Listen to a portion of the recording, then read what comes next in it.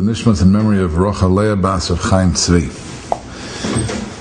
Certainly one of the most famous and perhaps one of the most popularly studied sections of the Mishnah is that Masechta, that tractate known as Maseches Avos, the tractate Avos, more popularly known as Pirkei Avot, which is often translated as the chapters of the fathers, or the sayings of the fathers, ethics of the fathers. You'll find all three of those names used, and various other names as well.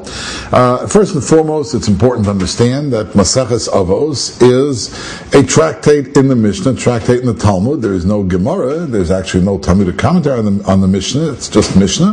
But it is a section of the Mishnah, and to go over very quickly, there are actually 6 sections of the Mishnah, 6 major headings, 6 major orders of the Mishnah, and each order is subdivided into certain smaller tractates, and again, that's the standard word used for Maseches, or Masechta in Aramaic. Tractate in English means a volume, and each volume, of course, is further subdivided into different chapters, and that will vary in length from tractate to tractate, from Masechta to Masechta. So, on one sense, in one point of view, Maseches Avos is another tractate in the Talmud, similar to Maseches Brachos, Maseches Shabbos, Maseches Megillah, Maseches Rosh Hashanah, or any other Masechta that a person thinks of. There's a Maseches called Maseches Avos. However, as I say, it's popularly referred to as Pirkei Avos because they're developed, it appears in the time of the Rishonim, if not earlier, a practice to study the particular Mishnayos that make up this tractate, Maseches Avos, at particular times, especially in the weeks between the holiday of Pesach and the holiday of Shavuos, and beyond then, according to many customs, all the way until Rosh Hashanah, during the summer months. And so, very often in summer locations, such as camps and bungalow colonies or vacation sites where people go, on Shabbos afternoon, there'll be a session or a series of sessions on Pirkei Avos, ethics of the fathers, Maseches Avos. What is it about this particular Masechta that accords it this status, that somehow separates it? Again, in its purest sense, it's another Masechta in the Talmud, but yet it has this separate status, so to speak, of being something that people study on a fairly regular basis by tradition. In fact, most Sidurim, most prayer books print Pirkei Avos as the Mishnayos, the Pirkei Avos as a conclusion to Shabbos Mincha. Because, I mentioned before, many people study this on Shabbos during the weeks between Pesach and Shavuos, and during the summertime till Rosh Hashanah, and the traditional time to study it is on Shabbos afternoon, so it's printed in many Sidurim, the standard Sidurim.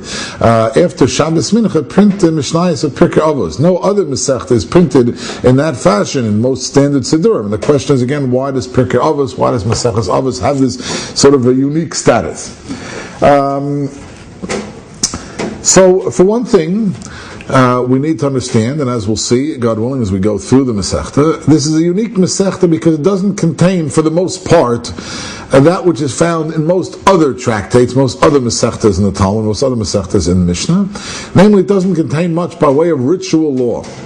In fact, it gets the nickname Ethics of the Fathers, even though that's not an exact translation of the term Maseches Avos.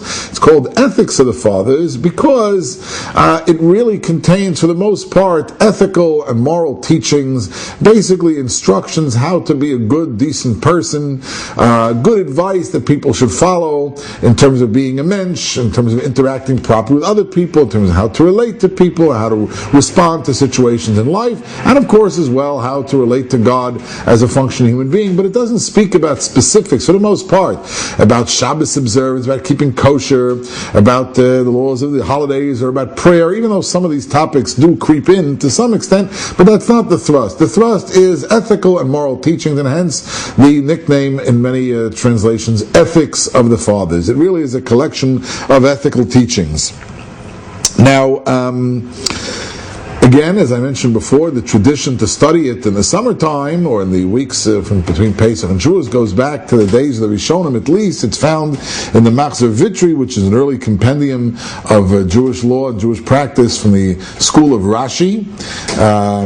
And the Machzor Vitri mentions that the practice became to study it at this time because it speaks about dignified conduct, the way a person should behave. Some people note that before receiving the Torah on Shavuos, in the weeks before Shavuos, we want to refine our character, so it speaks about character refinement, so that's the connection to doing it before Shavuos. And others point out that during the summer months, very often people are in different modes in terms of their attitude and perhaps need a reminder about their behavior, so we study Pirkei Avot. Again, all of these things relating to the unique status of this Masechta as a collection of ethical teachings, speaking about dignified conduct, about the way people should behave and interact with one another. That's really what, in a certain sense, Pirkei Avot primarily is all about.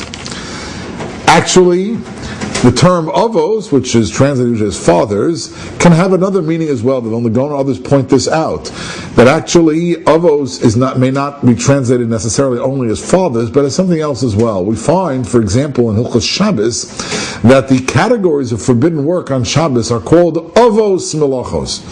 Okay, it is an av melacha to write on Shabbos, or to cook, or do any one of the other of the 39 prohibited activities on Shabbos. Each one is called an av melacha, collectively avos melacha. So the word avos there means major category.